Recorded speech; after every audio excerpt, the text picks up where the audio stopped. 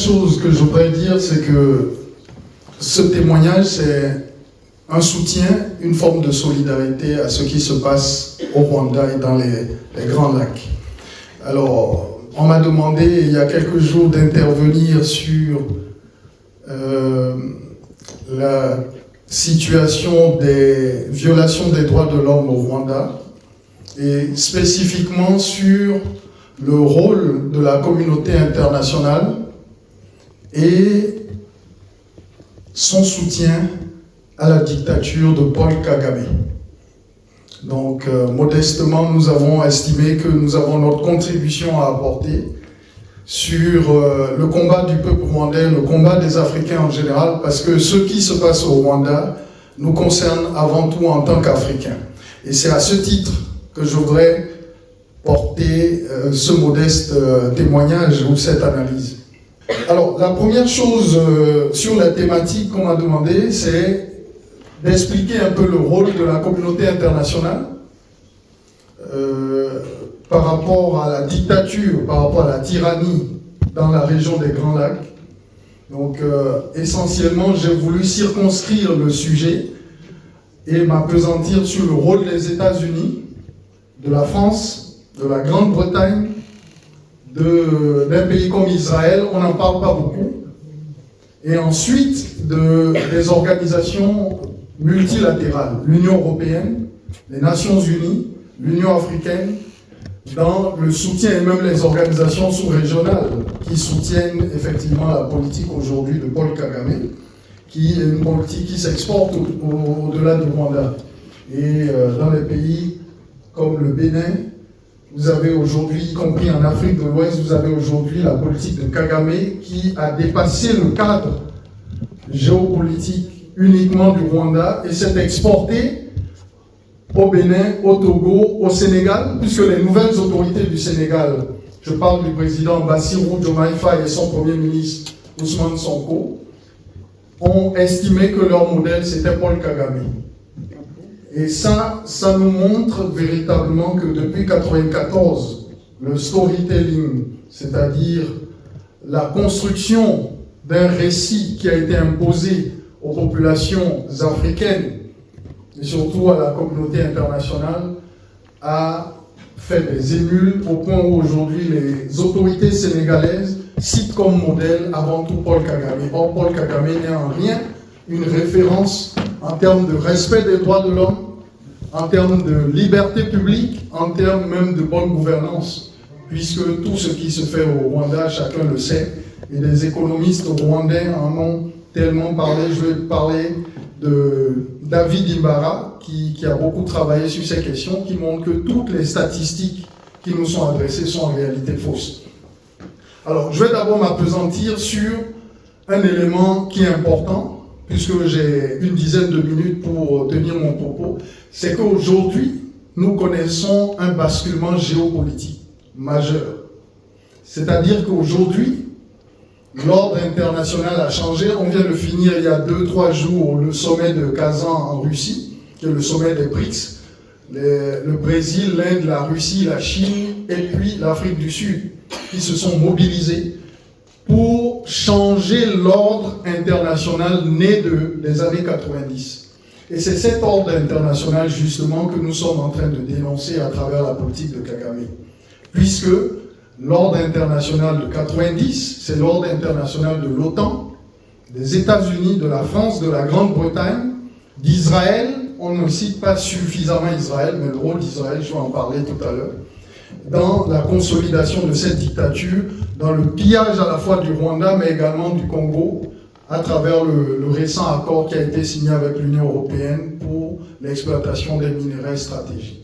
Donc je vais commencer d'abord par dire ceci, c'est qu'aujourd'hui, les États-Unis et leurs alliés, donc les pays de l'OTAN, n'ont plus le monopole diplomatique, économique et stratégique, puisque au niveau de l'ensemble des richesses cumulées en ce qui concerne le PIB, c'est désormais les pays du BRICS, amenés par la Russie, l'Inde et la Chine, qui sont passés devant. Donc, il y a un basculement de l'ordre international, l'ordre né de 90 est en train de changer. Et les populations africaines, on le voit au niveau du Mali, du Niger et du Burkina Faso, les 3 pays de l'AES qui sont en train de réclamer leur souveraineté, un véritable panafricanisme. Donc il faut déjà avoir ça à l'esprit pour nous dire que aujourd'hui, les États-Unis ne constituent plus le repère stratégique au niveau mondial. Maintenant, ce que nous observons, c'est que de plus en plus, depuis les années 90, la politique américaine a consisté à essentiellement soutenir des hommes forts dans la région des Grands Lacs, ce qui a consisté à soutenir dans un premier temps donc, Yoweri Kaguta Museveni, qui a pris le pouvoir en 86, en janvier 86, au niveau de l'Ouganda. Et par la suite, à partir de l'Ouganda, on va envahir donc le Rwanda. Et ça va faire des milliers de victimes, comme chacun le sait. Donc la politique des États-Unis a consisté à soutenir un régime dictatorial, à fermer les yeux sur les violations massives de droits de l'homme depuis 1994, et surtout à offrir chaque année à peu près 200 millions de dollars au régime de Kigali, qui se sent soutenu au plan diplomatique. Toutes les sanctions internationales qui visent à dénoncer le Rwanda sont systématiquement bloquées par les Américains. Vous avez aussi un soutien militaire, puisque Kagame lui-même, il est un produit des écoles de formation américaines. Fort Leavenworth, comme chacun le sait ici. Et vous avez tout l'establishment américain qui va au niveau de Kigali et qui assiste en termes de formation l'armée rwandaise, qui aujourd'hui est une armée qui a une capacité de projection dans quasiment toute l'Afrique. On le voit au Mozambique, on le voit au Congo RDC, y compris même en Afrique de l'Ouest et au Centrafrique, où ils sont dans les Nations Unies. Donc il y a ce premier élément qu'il faut avoir. Les États-Unis ont une responsabilité énorme dans la tragédie rwandaise, puisque, on le sait maintenant, ce sont les Américains qui ont suggéré même les accords d'Arusha. Ce sont les Américains à partir de 1993. Et ça, c'est abondamment expliqué par certains auteurs qu'on ne va pas citer ici. Mais par la suite, vous avez également le rôle de la Grande-Bretagne, les Britanniques, puisque récemment, il y a eu des élections en Grande-Bretagne avec l'arrivée au pouvoir donc, des travaillistes, donc du Premier ministre Keir Starmer, qui a décidé de suspendre l'accord sur le rapatriement des migrants de la Grande-Bretagne vers le Rwanda.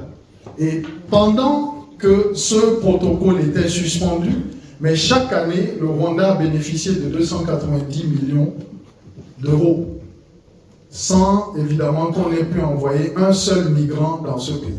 Donc c'est vous dire qu'au niveau financier, au niveau diplomatique, au niveau militaire, les Britanniques ont énormément soutenu ce régime en violation de toutes les valeurs internationales qui disent provenir, les valeurs de démocratie, de bonne gouvernance, de liberté et de tout ce qu'on veut. Ensuite, vous avez le rôle de la France.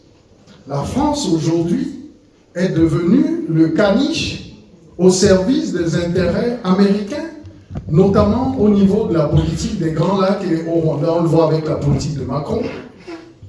Mais également, quand vous observez au plan bilatéral, les Français appuient financièrement le régime de Kagame et il y a également des accords militaires. Mais surtout au plan pénal et judiciaire, puisque vous observez très bien l'actualité récente à travers le procès pour génocide d'un citoyen médecin rwandais que chacun connaît ici, le docteur Eugène Rwamucyo, qui fait face à une véritable armada de témoins, plus de 850 témoins à charge contre lui seul et une trentaine d'avocats des partis civils qui le poursuivent. Donc, et vous avez également le procès de Charles Onana pour négationnisme. Donc tous ceux qui aujourd'hui essayent de critiquer la politique française à travers le soutien au Rwanda ou même à d'autres instances, en France sont criminalisés, sont poursuivis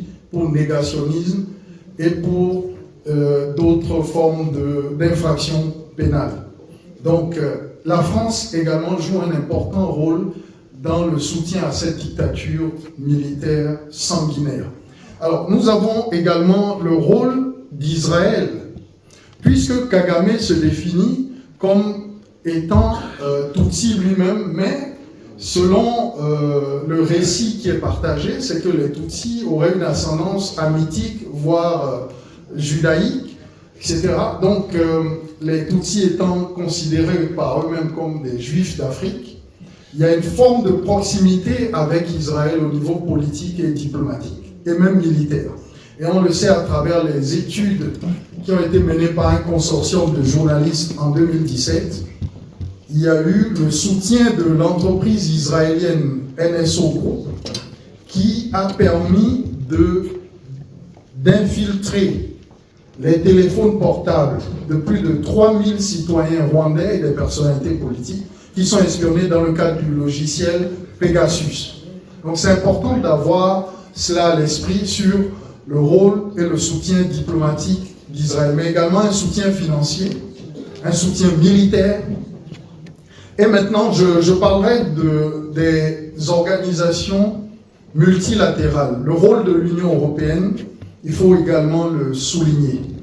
L'Union européenne, à travers le dernier accord, qui est l'accord sur les minerais stratégiques entre l'Union européenne et les autorités rwandaises, ont beaucoup fait parler, notamment du côté de Kinshasa.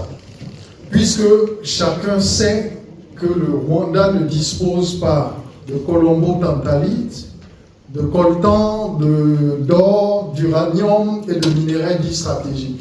Mais pour quelle raison l'Union européenne a décidé donc de signer ce type d'accord qui ne vise en fait qu'à légaliser le pillage et l'exploitation des minerais du Congo voisin, donc du Kivu, qui devra désormais passer par Kigali.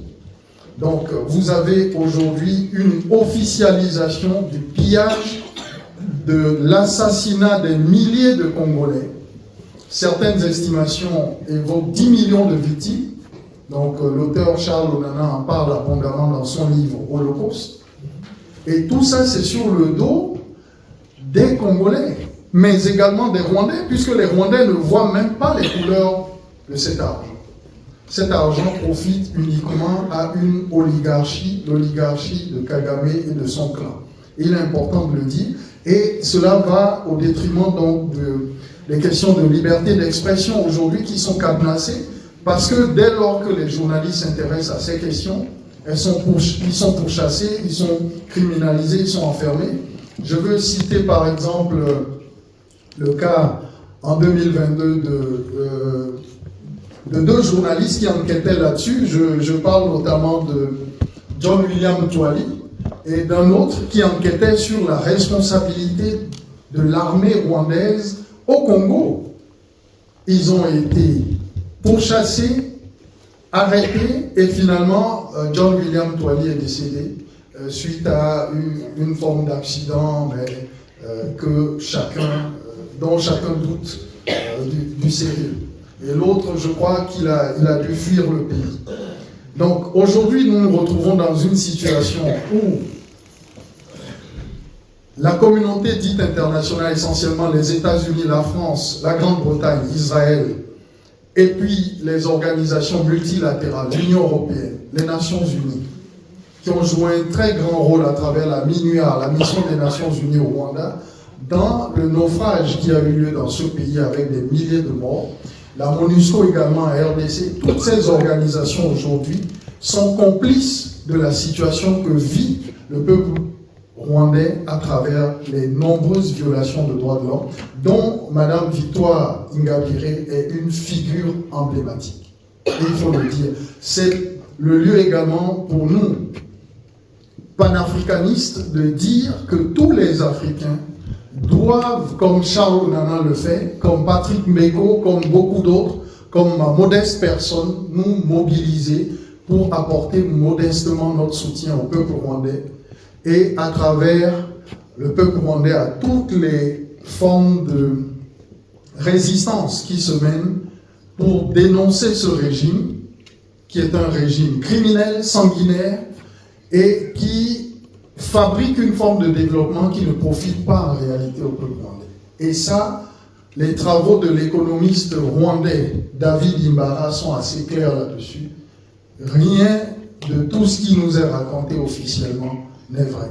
Et je terminerai mon propos également en disant que la communauté internationale, les organisations internationales de type ONU, Union européenne, ont une responsabilité, certes, mais il y a également des ONG qui pourchassent dans toute l'Europe, dans le monde entier, tous ceux qui osent dénoncer ce régime criminel. Vous avez des structures comme Ibuka en France, en Belgique, un peu partout. Vous avez Survie, vous avez également la Fédération internationale des droits de l'homme, la Ligue internationale des droits de l'homme, la LICRA, qui est une organisation, la Ligue internationale contre le racisme et l'antisémitisme, et vous avez plusieurs autres organisations comme ça. Alors, lors du procès de Eugène Rwamutu, lorsqu'on a demandé, par exemple, au CPCR, de M. Gauthier et de son épouse Dafrosa, qui sont parties civiles au procès de Eugène Rwamutu, où trouvez-vous l'argent pour financer, depuis des années, des procès et des persécutions de simples citoyens dans le monde entier, en Europe spécifiquement? Ils ont dit non, écoutez, nous sommes financés, nous sommes soutenus, mais nous refusons de répondre à cette question, d'aller plus dans les détails. Mais chacun sait que cet argent vient de Kigali et vient de l'exploitation et du pillage du Congo. Donc, on utilise l'argent du Congo. Et pour en revenir au procès de Eugène Rwamutu, et je vais terminer là-dessus, vous avez plus de 30 avocats des partis civils qui pourchassent un simple médecin, fût-il responsable. Là, la justice va le déterminer. Mais vous avez une disproportion des moyens, plus de 30 avocats qui pourchassent un médecin contre 2 avocats. Et le jour du procès, au départ, il y avait une soixantaine de témoins à charge. Le jour du procès, le 1er octobre, il se retrouve avec plus de 800 témoins à charge. Et lorsqu'il demande au président du tribunal un report du procès, ça lui a été refusé. Donc nous sommes en face d'un procès inéquitable et d'une disproportion des moyens.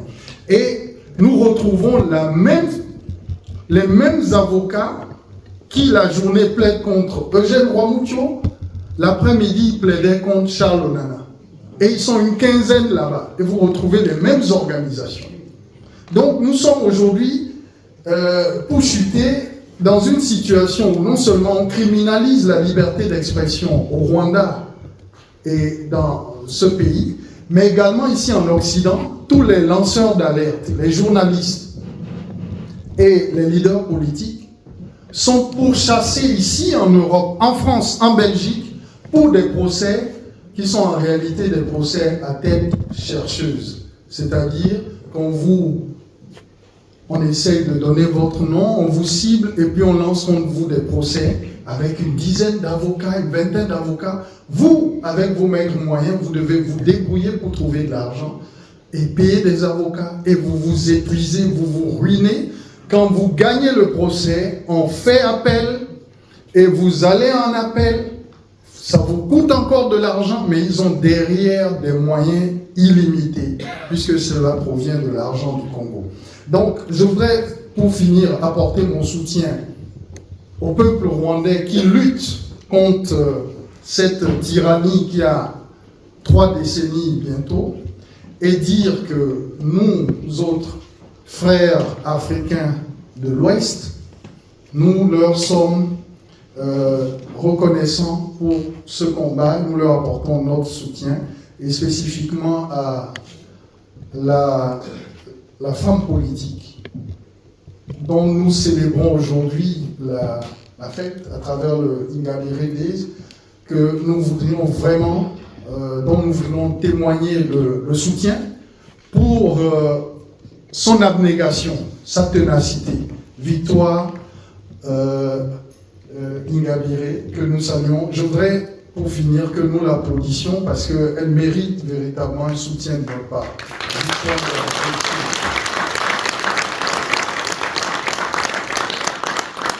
Merci. Et j'en terminerai justement en disant, en termes de perspective, que nous avons deux perspectives. La première, c'est de tout faire pour qu'il y ait une véritable réconciliation nationale au Rwanda. Mais cela doit passer par une véritable justice, pas une justice des vainqueurs, pas une justice à tête chercheuse, pas une justice qui pourchasse à tort et à travers des personnes innocentes et qui finalement voient leur vie brisée. Donc, le chantier de la réconciliation nationale, le chantier d'une véritable justice, mais surtout également, les différentes entités rwandaises doivent se mobiliser, faire de lobbying. Cher Placide Kayumba, c'est une tâche immense que celle de vous mobiliser pour faire connaître partout où besoin se fera la tragédie rwandaise. Et vous pouvez compter sur le soutien de vos frères et sœurs d'Afrique de l'Ouest. Nous sommes à vos côtés. Nous sommes toujours là. Et je voudrais vraiment terminer et saluer tout le monde et vous souhaiter une bonne soirée. Merci.